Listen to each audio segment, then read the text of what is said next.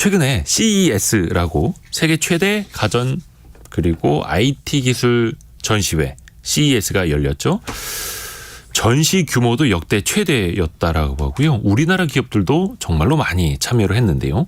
여기 다녀오신 분 통해서 현장의 분위기, 기술 트렌드 같이 들어보죠. IT 커뮤니케이션 연구소 김덕진 소장과 함께합니다. 안녕하세요. 네, 안녕하세요. 반갑습니다. 김덕진입니다. CES 그 전에도 어떻게 종종 참석을 하셨었나요? 코로나 전에 좀 갔었는데 예. 코로나 이후에는 처음 갔어요. 그래서 이게 얼마나 바뀌었을까라고 생각했는데 결론은 진짜 잘 갔다 왔다. 이런 생각이 들었습니다. 그래요? 이번에 직접 참관한 사람이 14만 명 가까이 된다 하더라고요. 어마어마합니다. 그러니까 진짜 코로나 이전 분위기가 제대로 났다 이렇게 말씀드릴 수 있을 것 같아요. 네. 얼마나 북새통이냐면 이 호텔들이 지하에 다 연결이 돼 있는데 네. 거기에 정말 이렇게 사람들이 이렇게 정말 이렇게 양쪽으로 꽉꽉 차가지고 겨우겨우 움직이는 수준 있잖아요. 그 정도로 많은 인파들이 계속 왔다 갔다 할 정도로 정말 많이 있었고요. 뭐 아무래도 코로나 때는 약간 뭐 온라인 100%로 했다가 온라인과 오프라인을 섞기도 했다가 이랬는데 올해는 완연하게 이제 오프라인의 제대로 된 모습을 보여줬다고 볼 수 있을 것 같고요. 또 한국 분들도 정말 많았고 중국 분들도 많았는데 좀 재밌는 거는 좀 특징적인 게 예전에는 이제 어쨌든 CES라고 하는 행사가 이렇게 쇼도 하는데 예를 들면 이런 겁니다. 처음에 우리가 기조연설도 하고요. 그 다음에 이제 여러 가지 부스들도 있고 그리고 또 거기에서 여러 대화들도 일어나고 뭐 세션들도 막 이렇게 하고 그러거든요. 근데 보통은 이제 공개된 어떠한 부스가 있고 그리고 이제 프라이빗하게 이제 몇 명만 초대하는 부스들이 있어요. 그런 데들은 미리 이렇게 기자들 참관을 하고 신청을 해야 되는데 올해는 좀 특이했던 게 그러니까 공개된 부스도 많았지만 일부에게만 공개된 부스가 좀 많이 있었다라고 하는 게 좀 특징적이었어요.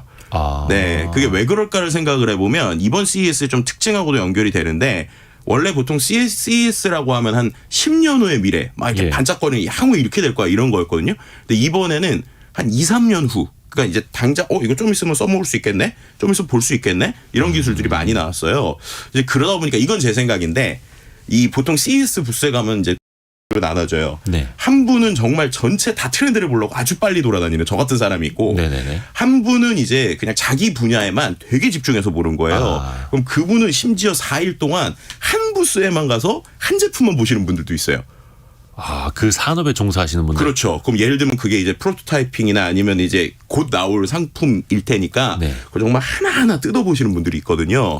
근데 이제 만약에 10년 후의 미래라고 하면 어차피 그게 많이 바뀔 수 있는데 한 1년 후 곧 출시, 2년 후 곧 출시 이러면 이게 4일 내내 그것만 보면 전문가들 보면 좀 이제 어떻게 보면 여러 가지 파악이 좀 되니까. 파악이 될 수도 있잖아요. 그래서인지 몰라도 이번에는 좀 프라이빗 부스도 좀 많았던 이런 특징들도 같이 볼 수 있었습니다. 근데 지금 김덕진 소장님이 참 특이한 안경 쓰고 오셔가지고 지금 저를 도찰이라고 표현하면 좀 안 될 것 같고 이제 관찰을 하고 계시죠. 네.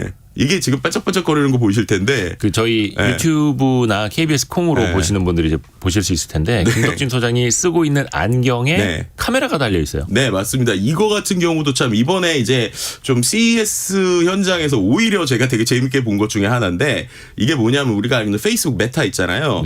메타랑 레이벤이 같이 이제 협업을 해서 만든 스마트 안경입니다. 근데 이게 왜 중요하냐면 우리가 보통 이제 좀 있으면 애플에서 엄청 비싸고 좋은 이제 비전 프로라고 하는 녀석이 나오잖아요. XR 클래스. 네, 거의 500만 원짜리. 그렇죠. 그게 500만 원인데 그럼 그거는 접근하기가 되게 어렵잖아요.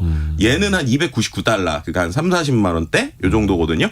근데 이제 우리가 AR, VR 하면 예전에 뭔가 세상이 막 바뀔 것 같고 엄청나고 막 정말 막 못 본 세상이 볼 것 같고 그런 것들인데 문제는 그런 장비들이 무겁고 비싸고 그다음 발열이 심해요.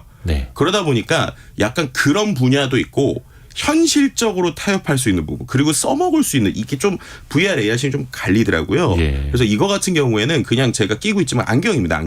안경인데 카메라가 달려있고 마이크가 달려있고 음성인식이 되고 이게 이제 스마트폰을 통해서 인터넷에 연동이 돼요. 그냥 약간 두꺼운 뿔테 안경 같아요. 그렇죠. 근데 그걸 또 이제 어떻게 보면 안경 만드는 브랜드랑 같이 협업을 한 건데 그럼 요거 끼고 있으면 제가 얘한테 뭐 예를 들면은 소리로 테이크 픽처 이렇게 하면 사진이 찍히거나 누르면 동영상이 찍히거나 지금 제가 이거 실은 지금 인스타그램 라이브를 하고 있는 겁니다. 그래서 제 채널에 지금 제가 보고 있는 그대로가 나오고 있는 건데 이런 식으로 이제 카메라 기능이 시작이고요.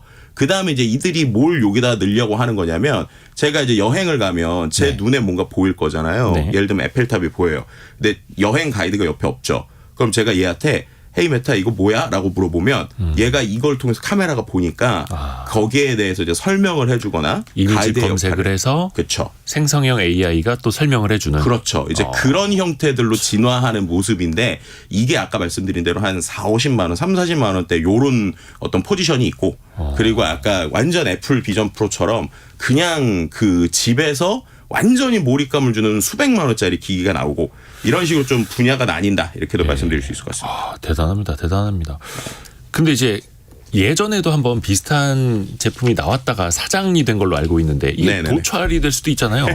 그렇죠. 그래서 이제 이거 같은 경우에는 지금 보면 계속 깜빡깜빡 거리고 있는 게 보이시잖아요. 그러니까 안경테 네. 한쪽에서 불빛이 나오고 있습니다. 지금. 네, 한쪽은 카메라고 한쪽은 깜빡깜빡 거리는 이제 불빛이 나와서 그런 것들 좀 막겠다는 건데요. 결국 이제 이런 기술들이 이제 익숙해지고 일상화가 되면서 말씀하신 그런 법규나 규제에 대해서도 나올 수도 있지만 어쨌든 지금 현실적으로 이런 것들이 지금 나오고 있다라고 하는 부분이 상당히 흥미로운 부분이죠. 네. 임수성님이 공무 집행할 때 필요한 장비 같다고.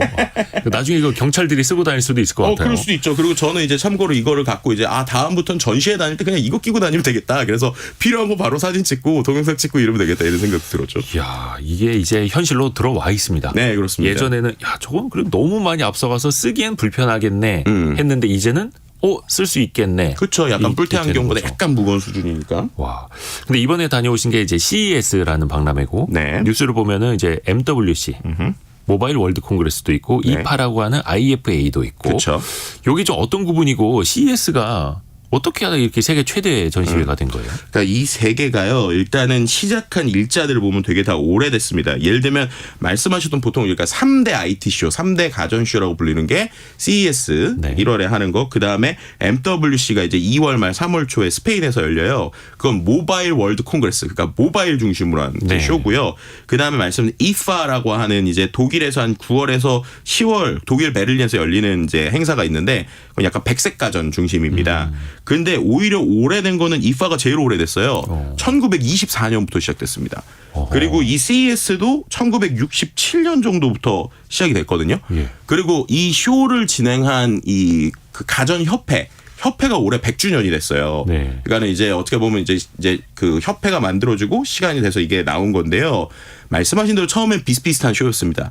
근데 이 CES가 본인들의 쇼를 어떻게 보면은 본인들도 생존해야 되잖아요. 생존을 위한 큰 변화를 2016년에 한 번 했어요. 네. 네, 2016년에 어떤 걸 두 가지를 했냐면 일단은 이 협회 이름이 지금은 CTA거든요. 네. 근데 원래는 CEA였습니다. CEA가 뭐냐? 전미 가전협회였어요. 네, 근데 2016년에 그거를 테크놀로지인 CTA로 바꿉니다. 더 범위를 넓힌 거네요. 그렇죠. 그러면서 이제 우리는 전미 기술협회다라고 얘기를 했고요. 두 번째는 원래 CES를 그전에는 컨슈머 일렉트릭 쇼 그래가지고 가전쇼라고 우리가 풀어서 썼거든요. 네. 근데 2016년부터 공식적으로 이 쇼를 하는 CTA에서 우리를 더 이상 컨슈머 일렉트릭 쇼라고 부르지 마라. 아. 그냥 CES라고 불러라 라고 얘기를 한 거예요. 그렇게 되면서 그때부터 우리가 알고 있는 자동차, 그러니까 자율주행이라든지 그렇죠. IoT라든지 이런 것들이 막 본격적으로 들어오기 시작합니다.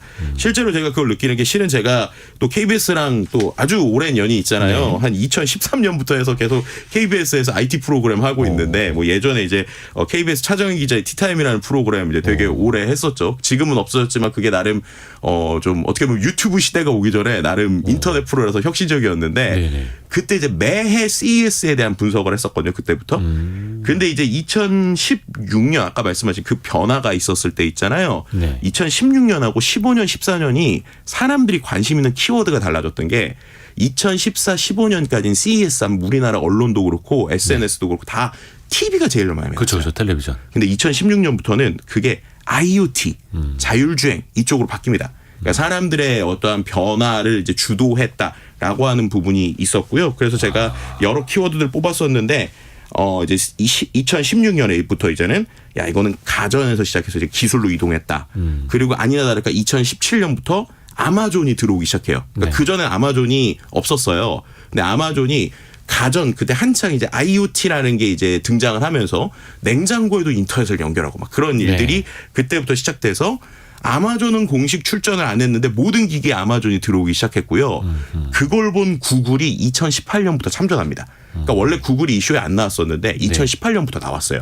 그렇게 되면서 그 다음부터 많은 IT 회사들이 확 나오고 결국 지금처럼 됐다. 이게 되게 중요한 거고요. 그리고 또 이제 1월에 한다는 상징성도 솔직히 있어요. 네, 그러다 보니까 아무래도 모든 기업들이 올해 우리가 이런 변화를 보여줄 거예요. 라고 하는 좀 메시지를 중심으로 하는 이런 쇼. 그러다 보니까 좀 이제 진화했다. 이렇게 또 그 말씀드릴 수 있는 3대 것이죠. 쇼 가운데 2개가 유럽에서 열리는데 이 네. CES가 미국에서 열리고 그리고 또 라스베이거스에서 열리다 보니까 네. 되게 화려하고 그쵸. 규모도 크고. 네네네.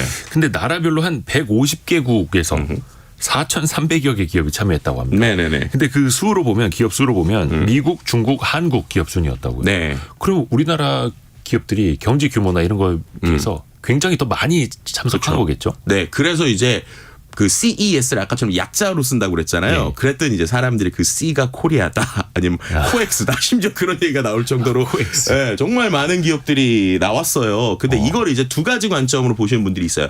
그러니까 일단은 이 CES 자체가 아까 말씀드린 대로 미국에서 엄청 큰 빅테크들이 직접 나오느냐라고 하면은 구글이 2018년부터 참전했다고 그랬잖아요. 애플은 안 나옵니다.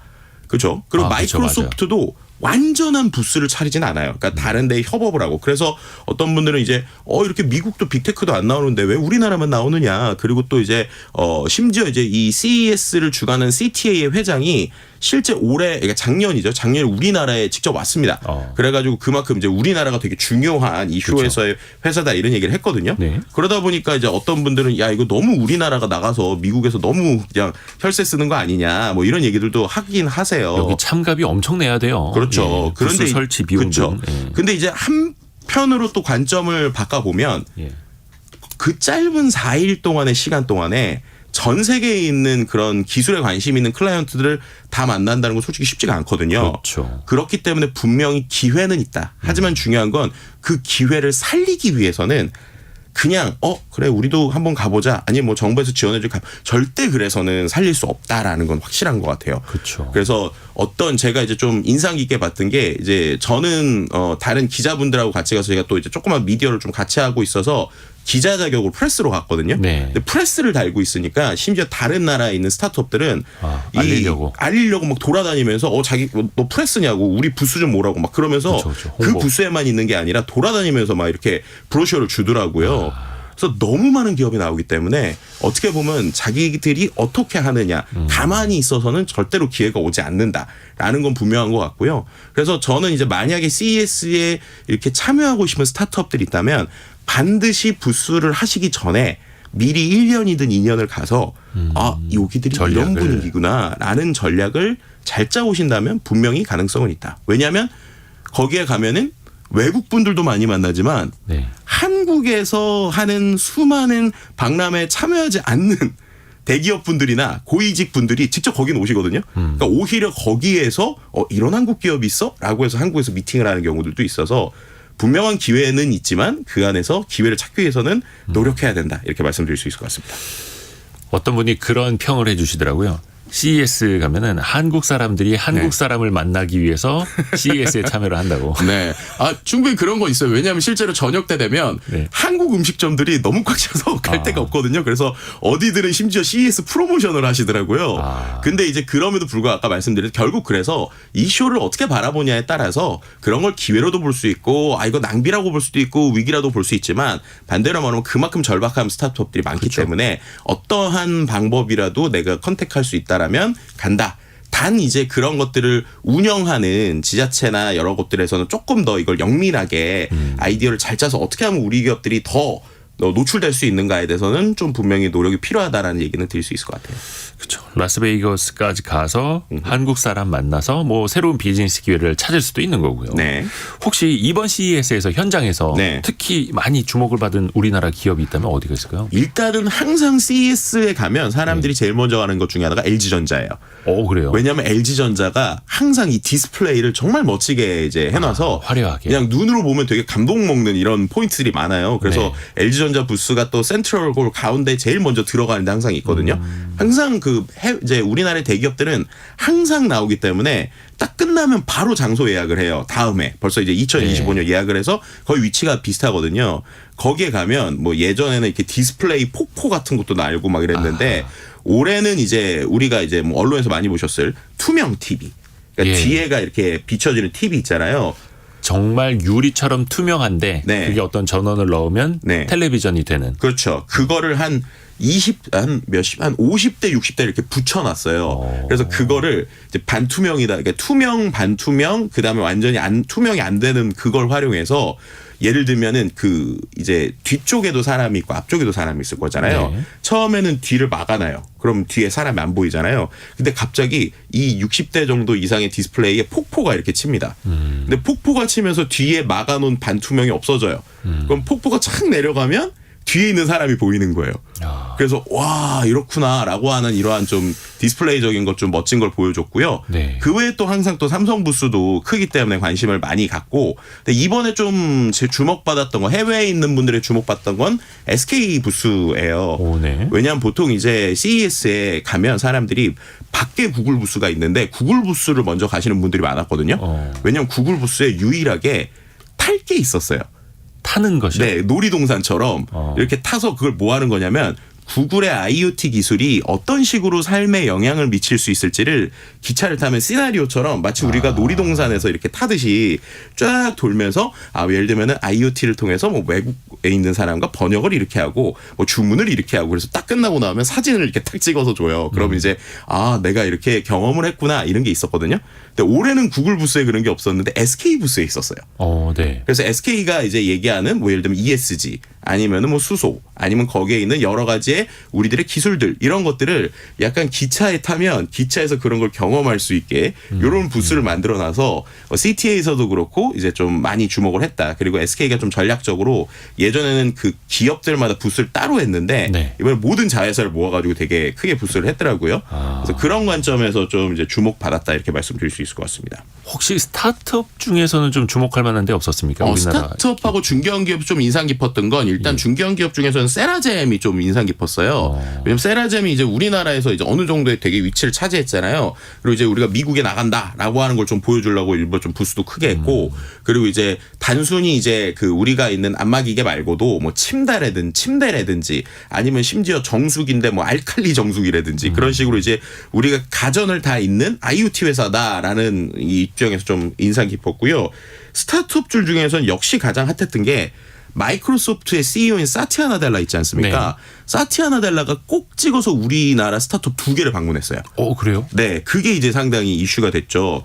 그 중에 이제 2개가 어떤 거였냐면 만드로라고 하는 부스가 있고 네. 가우디오랩이라고 하는 회사가 있어요. 네. 근데 이 만드로는 뭐 하는 회사냐면 그 의수를 만드는 회사입니다. 그러니까 장애인분들이 손이 이제 여러 가지 안타깝게 뭐 사고를 통해서 손이 이렇게 다치시거나 없어지시는 분들이 있잖아요. 네. 그런 분들이 쓸 수 있는 로봇 의수를 개발하는 회사예요. 네. 근데 이게 상당히 의미가 있었던 게 뭐냐면 보통 로봇 의수라고 하는 건 완전히 팔이 절단된 분들한테 이 팔을 완전히 대체하는 그러니까 5손가락을 다 쓰는 이러한 기계 형태였거든요. 그러니까 본인이 생각하는 대로 손가락을 움직일 수 있는 기계. 그렇죠. 예. 근데 이 기계 같은 경우는 어떤 식으로 돼 있냐면 손가락 2개를 다치신 분들이 있을 수 있잖아요. 그럼 손가락 3개는 쓸 수 있어요. 근데 2개를 못 쓰죠. 네. 그럼 이럴 때 이 손가락 2개만 의수 그러니까 이게 로봇 손가락으로 대체할 수 있는 거예요. 근데 이렇게 되는데 어떻게 되느냐 나머지 손가락 중에 한 곳에 링 같은 걸 낍니다. 그럼 이 링이 이렇게 두 번째 손가락의 움직임의 패턴에 맞춰서 네 다섯 번째 로봇 손가락이 움직이는 거예요. 어느 수준이냐면 그 신용카드를 잡을 수 있는 정도 그 정도까지 아주 디테일하고요. 더 중요한 건 뭐냐면 원래 이런 의수를 전체 맞히는 게 4천만 원에서 6천만 원 엄청 비싸요. 네네네. 근데 이거를 손가락 하나당 50만 원대로 가격을 낮췄다고 그래요. 거의 로봇 손을요? 그렇죠. 그러니까 이게 엄청난 거죠. 그러니까 부품 국산화랑 자체 기술 통해서 아까처럼 손가락이 만약에 2개가 없으신 분들 이런 분들한테는 이 2개를 100만 원 정도면 할 수 있는 이 정도까지 기술이 있고 이걸 하기 위해서 지금 이 회사가 2014년부터 꾸준히 기술 업데이트를 해왔거든요. 근데 이제 사티아 나델라가 되게 주목한 회사 중에 하나가 됐고 네. 두 번째 이제 가우디오 랩이라고 그래서 생성형 AI를 통해서 효과음을 만드는 회사예요. 효과음. 예를 들면 우리가 이런 VR 기기를 낄 때도 그렇고 뭐 메타버스에서도 그렇고 게임에서도 그렇고 이 음성 이제 이 소리라는 게 되게 중요하잖아요. 네. 근데 그런 관점에서 이 회사는 생성형 AI를 활용해서 복잡한 소음이 있는 상태에서 정확하게 음성을 나눠요. 예를 들면은 우리가 여기에서 막 음악도 나오고 막 드럼도 나오고 시끌시끌하다고 보면 네. 그 모든 소리들을 뭐 드럼 비트 따로, 베이스 비트 따로, 아니면 사람의 음성 따로 이거를 정확하게 AI가 나눠주는 거예요. 이야.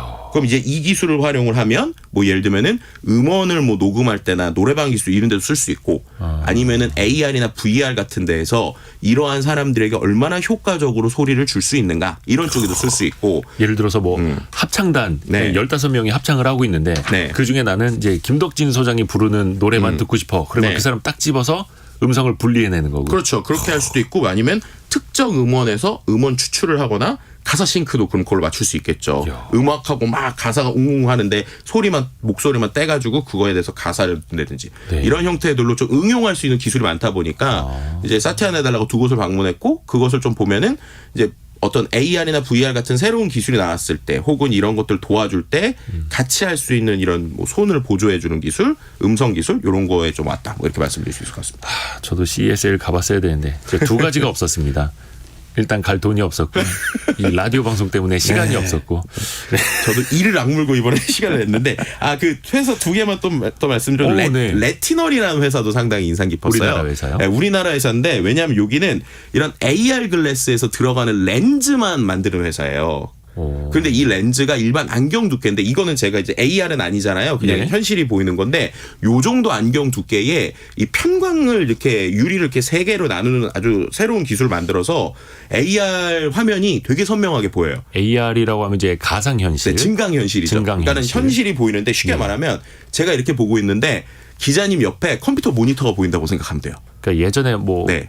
포켓몬고 게임 하듯이. 그렇죠. 아니면 우리가 자동차에서 HUD라고 그래가지고 자동차 화면에 이제 자동차를 앞유리에. 우리가 운전할 때 유리에 속도계가 나오잖아요. 예. 근데 그런 거 좀 덜 선명하잖아요. 네네네. 근데 얘네는 되게 선명해요. 그 안경에다가. 네, 안경에다가. 그리고 심지어 어느 정도로 선명하냐면 너무 선명해서 눈이 시려워서 약간 낮출 정도로 상당히 기술력이 올라갔거든요. 근데 이 회사는 안경 알만 만드는 회사라서 그거를 샤프, 일본에 있는 샤프나 몇 곳에 이제 수출을 하기도 하는 요런 모습을 보여줬고요.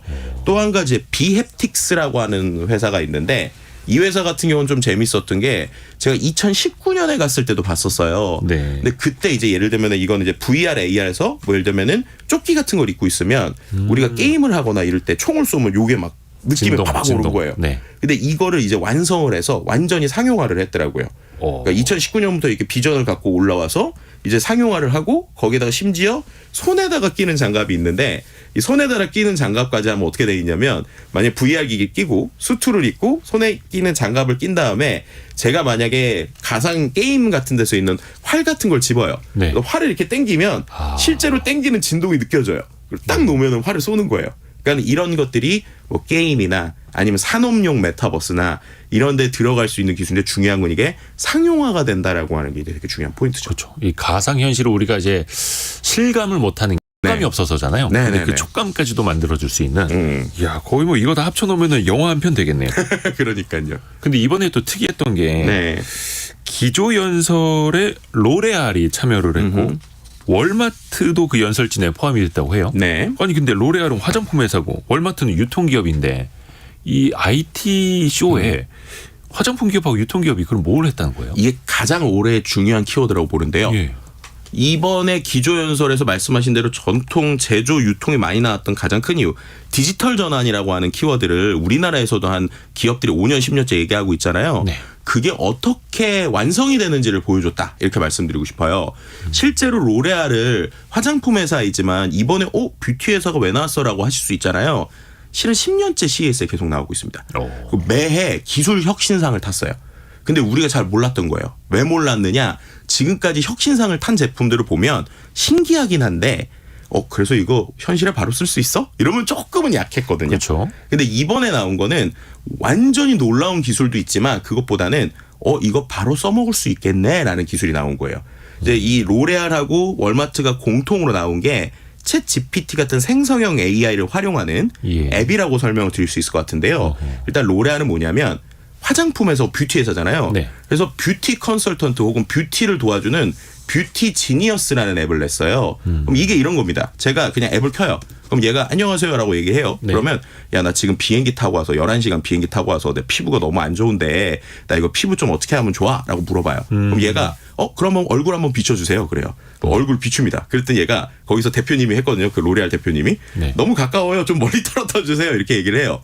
멀리 떨어뜨려 옵니다. 그랬더니 피부 상태를 확인하고 지금 같은 피부 상태라면 요런 화장품의 세럼을 요렇게 바르시고요. 이렇게 하시면 돼요라고 얘가 얘기를 해주는 거예요. 이야. 근데 그게 그냥 하는 게 아니라 얘네들이 지금까지 아까 10년 동안 혁신상 받으면서 이것저것 하면서 좌충우돌하면서 사람들이 데이터를 모았을 거잖아요. 네. 그 데이터를 갖고 10만 명 이상의 피부 임상 데이터가 다 들어가 있고 그리고 그 안에서 논문 데이터도 들어가 있고 심지어 언어 모델도 챗 GPT 같은 거를 쓴 게 아니라 챗 GPT 비슷한 오픈 소스들이 되게 많거든요. 네. 그 10개 정도를 자기네들이 튜닝해서 만들었다라는 거예요.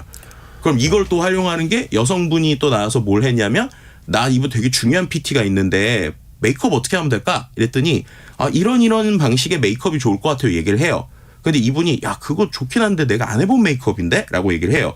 그랬더니 걱정 마세요 라고 하면서 틱톡 인플루언서가 그 화장품을 써서 메이크업 하는 영상을 바로 보여줘요. 그럼 그거 따라서 이제 바르는 거죠. 그래서 그런 형태로 쓰는 AI가 있고요. 그다음에 월마트 같은 경우에는 우리가 월마트에 쇼핑을 오프라인으로 하지만 온라인으로도 할 수 있잖아요. 네. 온라인 쇼핑몰에 들어가서 쉽게 말하면 이런 거예요. 어제 우리가 아시안컵이 있었잖아요. 네네네. 그러면 야, 나 아시안컵 축구를 친구들하고 5명이서 볼 건데 어떻게 하면 좋을까? 라고 쇼핑몰에 물어보는 거예요. 그럼 얘가 5명이서 보시면 이러이러한 상품이 필요하죠. 라면서 예를 들면 맥주라든지 과자라든지 이런 거를 한 번에 장바구니에 넣어주는 거예요. 근데 그게 그냥 넣어주는 게 아니라 내가 평상시에 잘 먹었던 것들, 평상시에 좋아했던 것들 이런 걸 또 장바구니에 넣어주고 그러면서 또 추가적으로 이런 게 되는 거예요. 위시리스트, 그러니까 장바구니 말고 그쵸. 약간 즐겨찾기 같은 거에는 슬쩍 이 기회에 TV 한번 바꿔보시는 게 어때요? 이러면서 TV까지 넣어주는 겁니다. 네, 그러니까 그런 식으로 데이터를 기반으로 해서 진짜 쓸 수 있는 것들을 보여주는 것들 이런 것들이 이번에 디지털 전환을 이렇게 하는 거다라고 좀 보여주다 보니까 사람들이 다른 때보다 좀 환호했다 이렇게 말씀드릴 수 있는 것이죠. 물론 이제 이 기업들은 뒤처지지 않기 위해서 또 이제 빅 블러의 시대라고 업종 간의 간극이 없어지는 시대가 돼버리잖아요. 그쵸. 근데 거기에서 이제 잠식당하지 않기 위해서도 또 열심히 또 치고 나가는 건데요. 근데 아까 그 잠깐 혁신상 이야기해 주셨는데 네. 근데 CES에서 혁신상 받았다는 기업들이 정말 셀 수 없이 많던데요. 그렇죠. 거의 참여만 하면 상 주는 거 아닙니까? 혁신상은? 그러니까 혁신상이 그래서 이제 혁신상이 좀 이제 좀 뭐라고 그러냐 진실 아닌 진실이라고 할까요? 네. 그러니까 혁신상은 CES가 시작하기 전에 혁신상을 다 승인을 하고 심사가 끝나요. 네. 무슨 말이냐? 실제 제품을 보고 혁신상을 주는 게 아니라 서류와 여러 가지 아이디어를 보고 혁신상을 주는 거예요. 네. 그래서 우리가 혁신상을 받은 회사가 와우 혁신상을 받았으니까 이게 진짜 제대로 된 제품이 나왔네라고 보시면 안 됩니다. 그러니까 CES에 되게 중요한 것 중에 하나가 CES는 좀 메시지를 보거나 비전을 보는 쇼여서 기본적으로 혁신상을 탄 게 이런 컨셉이 좋다. 이런 아이디어가 좋다라고 준 거지 완성된 상품이라고 생각하시면 안 돼요. 네. 근데 그럼에도 불구하고 혁신상 특히나 최고 혁신상도 있거든요. 네네. 그런 걸 받는 게 특히나 최고 혁신상을 받는 게 중요한 게 워낙 많은 회사가 나오잖아요. 그러니까 최소 혁신상을 받거나 최고 혁신상을 받아야 또 그 안에서 관심을 받을 수 있거든요. 심지어 그런 회사들만 모아놓은 부스가 있어요. 아, 그것도 등급이 있는 거예요? 네, 그냥 혁신상이 있고 최고 혁신상이 있습니다. 그래서 이제 최고 혁신상은 분야마다 조금 조금 이제 선정해서 뽑고 그러겠네요. 혁신상은 좀 더 많은데 어쨌든 주목받기 위해서 그 상에 또 이제 상당히 집중하고 있다라고도 또 같이 말씀드릴 수 있는 것이죠. 그리고 최근에는 이 AI를 빼놓을 수가 없는데 네. 이것도 온 디바이스 AI도 나와 있고 종류도 굉장히 많아지고 있습니다. 방금 이야기해 주신 것처럼 뭐 월마트나 로레알 같은 회사들도 AI를 접목을 하고 있고 네. 혹시 서장님이 보시기에 제일 네. 좀 놀라웠던 거 어떤 게 저는 있었을까요? 오히려 이 그 CES 현장에 가기 이틀 전에 네. 라스베가스의 스피어라고 하는 또 멋진 이제 전시를 하는 공간이 생겼어요. 그게 이제 전시관 건물인데 그쵸. 원형으로 생겼고 그 바깥에가 전체가 다 디스플레이 네, 역할을 하는 거죠. 광고판이고 그리고 건물을 통째로. 네, 그리고 안에도 통째로 그 구가 이제 어떻게 예. 보면 디스플레이인데 거기서 영화 같은 걸 상영하면 이 화면이 18K예요. 와. 그러니까 우리가 보통 뭐 4K, 8K 얘기하잖아요. 근데 18K가 얼마나 눈이 시릴 정도로 이게 선명하거든요. 네. 그래서 그게 있는 몰입감도 좋은데 그걸 들어가기 전에 네. 그 앞에 로봇이 있어요. 네. 로봇 한 5대가 있고 걔가 AI로 대화가 가능하거든요. 네. 그래서 제가 거기에 있는 오라라고 하는 로봇하고 실제로 대화를 했어요. 뭐 네. 영어가 네. 어설프긴 하지만 얘가 갑자기 지나가는데 자기랑 대화하고 싶은 사람, 이제 사람처럼 생긴 로봇이에요. 네. 자기랑 대화하고 싶으면 손 흔들래요. 그래서 제가 가가지고 손을 흔들었어요. 네. 그래서 제 이름이 뭐냐고 그러게 제가 영어로 데이빗이라서 아, 데이빗입니다 이랬더니 왜 왔냐요 요게. 그래서 저 CS 보러 왔는데 너 CS 아니? 이랬거든요. 근데 컨슈머 일렉트릭 쇼 맞죠? 막 이러는 거예요. 그래서 오 신기하네 이러고 있는데 얘한테 또 제가 얘가 이제 저한테 그럼 어떤 걸 특별히 보러 왔어요? 이랬어요. 그래서 제가 나 AI 보러 왔어. 그러면서 이제 얘도 AI잖아요. 그래서 이 로봇한테 특별히 너 같은 로봇 보러 왔어. 이랬거든요. 그랬더니 이 AI 로봇이 뭐라고 대답하는 줄 아세요? 그러면 이제 CES에 갈 필요가 없대요. 이미 자기랑 만났기 때문에. 그래가지고 제가 와 너무 신기하네 이러고 있어서. 약간의 농담까지도 던지는. 그렇죠. 그래가지고 제가 너무 신기하니까 야 너 내가 볼 때 되게 예쁘게 생긴 것 같아 라고 얘기를 했어요. 로봇인데. 이게 표정을 지을 수 있는 로봇이네요. 네 맞습니다. 이제 오라라고 하는 로봇인데 그거에서 제가 너 예쁘게 생긴 것 같아 이랬거든요. 그랬더니 얘가 어떻게 하는 줄 아세요? 뭐래요? 애교를 부려요. 갑자기 몸을 이렇게 흔들면서 진짜? 그러면서 뭐라고 그러냐면 데이빗 너는 인공지능 로봇이 무슨 얘기를 들으면 좋을지를 너무 잘 알고 있고 내가 얼굴을 붉힐 수 있는 기능이 있다면 지금 내 얼굴이 붉어졌을 거야 라고 얘기를 해요. 제가 너무 놀라서 이러고 있는데 갑자기 얘가 그 다음에 먼저 말을 저한테 뭐라고 하냐면 너 나랑 셀카 찍을래? 라고 하는 거예요. 그래서 제가 너무 당황을 해서 핸드폰을 막 꺼내고 알았어 이러는데 얘가 천천히 해 이러면서 제가 이렇게 했더니 갑자기 제가 셀카를 찍고 있다는 행위를 보자마자 얘가 치즈 이러면서 계속 기계적으로 치즈를 반복하는 거예요. 그래서 제가 이게 찍고 그걸 놨던. 그래서 이제 친구라고 얘기했던 기억이 있는데 그만큼 이게 가능해졌던 게 실은 이 로봇 자체는 2년 전에 이미 나왔어요. CES에. 네네. 그때도 표정 변화는 잘했거든요. 네. 말이 안 됐어요. 근데 여기에 챗 GPT 같은 생성형 AI가 붙은 거예요. 그러니까 바로 이게 이제 올해 보여준 가장 큰 포인트라고 보시면 될 것 같아요. 기술은 있었고 데이터는 있었는데 이거를 어떻게 소비자들에게 아주 자연스럽게 전달할까라는 게 여전히 좀 의문이고 어려웠던 부분이 있었죠. 근데 그게 챗 GPT 같은 생성형 AI가 나오니까 기존의 데이터에다가 말 잘하는 게 합쳐졌더니 얘가 꽤 그럴듯하게 말을 하는. 그러니까 데이터가 있는 회사한테는 챗GPT 같은 생성형 AI가 이른바 활용 정점을 찍어줬다? 이렇게 이제 표현할 수 있는 겁니다. 진짜 날개를 달아준 거네요. AI에다가. 네, 맞습니다. 근데 최근에는 또 온디바이스 AI라고 네. 해서 기기 자체에서 뭐 인터넷 연결이 되어 있지 않아도 AI를 네. 쓸 수 있는 시대가 지금 열렸잖아요. 그렇죠. 그것도 또 많이 전시가 됐던가요? 네, 온디바이스 AI를 쉽게 설명드리면 이런 거예요. 챗GPT 같은 녀석을 쓰는데 인터넷이 끊겼을 때 문제가 되는 애들엔 들어갔다 이렇게 생각하시면 됩니다. 예를 들면은 자동차가 자율주행하다가 끊기면 큰일 나잖아요. 그럼 거기에는 이 자동차 안에서 임시적으로라도 할 수 있는 온디바이스 AI가 들어가는 거고요. 예. 그다음에 내가 문자를 보내는 것들을 서버에 올렸을 때 좀 깨름직하면 보안성이 필요하잖아요. 네네네. 그러니까 스마트폰 안에 온디바이스 AI가 들어가는 거고 또 이제 가전 같은 경우에는 우리가 냉장고한테 보고서 써달라고까지는 안 하잖아요. 그렇죠. 네. 그러니까는 얘는 굳이 챗GPT처럼 많은 데이터를 가질 필요는 없어요. 그러니까 일부만 있으면 되니까 그래서 가전기기들에는 온디바이스 AI가 들어갈 수 있는 거예요. 반대로 그러니까 결론적으로는 모든 가전기기 모든 어떠한 인터넷에 연결되는 챗GPT 같은 서비스를 하려는 기기들 이런 데는 다 온디바이스 AI 칩이 들어갈 수밖에 없다. 특히나 우리나라처럼 제조업 중심으로 가는 어떠한 디바이스들은 다 이 온디바이스 AI 칩은 거의 이제 향후에는 기본으로 들어가서 이것만으로 대화를 하거나 아니면 인터넷과 연결될 때 보조의 역할을 하거나 아니면 어떤 건 인터넷에 연결돼 있는 AI가 하고 어떤 건 이 기계에서 하는 각자의 역할이 다르거나 이런 형태로 진화한다 이렇게 말씀드릴 수 있습니다. 그렇죠. 이게 사실 우리가 챗 GPT 스마트폰 통해서 통신 이용해서 많이 쓸 수 있기는 한데 네. 이게 온디바이스 AI가 왜 필요해? 라고 반문을 할 수도 있을 텐데 최근에 들어보니까 대기업들은 회사에서 챗 GPT 못 쓰게 한다 하더라고요. 왜냐하면 보안 우려가 있고 네. 회사 자료가 뭐 외국 서버로 올라가 버릴 수도 있는 문제니까. 네네. 근데 그게 인터넷이 끊어진 상황에서도 컴퓨터 내부에서 AI를 작동시킬 수 있다면 기업들이 그 PC를 교체할 수 있는 수요가 많아질 수도 있겠다. 또 이런 이야기를 하더라고요. 그렇죠. 뭐 예를 들면은 저도 이제 노트북 안에 들어가 있는 온디바이스 하나를 좀 이제 체험하고 왔는데 직관적으로 뭘 할 수 있냐면요. 온디바이스 AI가 제가 만약에 요렇게 뭐라고 그래야 될까요? 제가 만약에 카메라를 보고 요즘에 온라인 회의 많이 하잖아요. 근데 네. 온라인 회의를 할 때 제가 화면을 보고 있으면 실제 그 사람은 저랑 아이 컨택이 안 된다고 생각하잖아요. 눈을 못 맞추신다고. 그렇죠. 왜냐하면 저는 화면을 보고 있으면 카메라는 위쪽에 있으니까 그 화면에서 볼 때는 제가 이 사람을 보고 있는 것처럼 안 보이고 어벙벙하게 보고 있는 것처럼 보이잖아요. 그렇죠. 근데 여기에 온디바이스 AI가 탑재된 노트북을 사면요. 예. 그 눈을 맞춰주는 기능이 윈도우에 기본으로 탑재가 돼요. 그래서 무슨 말이냐면 예. 제가 화면을 보고 있는데도 예. 제 눈이 실제로 이 사람을 보고 있는 것처럼, 그러니까 제가 카메라를 보고 있는 것처럼 눈 부분만 보정을 해서 딱 맞춰줘요. 그래서 아주 재밌는 게 제가 딴짓을 하고 있는데도 제 눈은 계속 그 사람을 보고 있어요. 네. 근데 그런 게 인터넷으로 되면 이게 인터넷은 그때그때 끊길 수가 있잖아요. 네네네. 그리고 데이터량이 엄청 많을 수 있잖아요. 그렇게 되니까 문제가 되는데 그런 것들은 이 컴퓨터 자체 반도체 AI에서 해결을 해주고, 그런데 글자를 요약해주거나 대화를 바꿔주거나 이거는 인터넷에 연결되는 AI가 해주는, 그러니까 각자의 역할이 다른 이러한 형태들로 이제 진화한다, 이렇게 말씀드릴 수 있을 것 같습니다.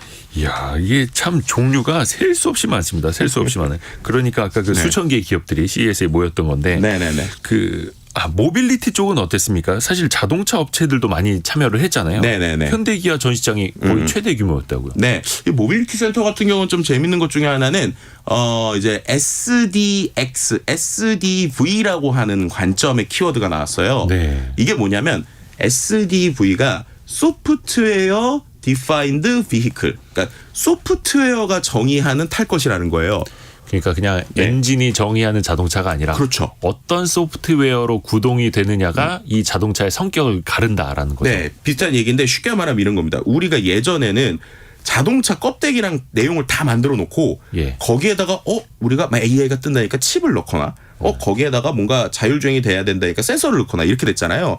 근데 그러다 보니까 뭔가 업그레이드를 하거나 뭔가 우리가 업데이트를 한다고 할 때 되게 어려움이 있는 거예요. 다시 사야 되는. 아니면 이게 처음부터 그걸 위해서 만들어진 게 아니니까 만약에 이 센서를 업데이트 하려고 해서 기존 자동차 부품에 어떤 영향을 미칠지 모르니까 혹시나 자동차가 잘못되면 안 되잖아요. 그렇죠. 그렇게 되니까 예를 들면은 우리가 스마트폰 앱 업데이트는 막 어떨 땐 일주일에 한 번씩 되고 막 그러는데 얘는 업데이트 한 번 하는 게 엄청 큰 일인 거예요. 자동차는. 다 영향을 미치니까 다 테스트를 해봐야 되잖아요. 그러네요. 근데 아예 그래서 개념을 바꾸는 겁니다.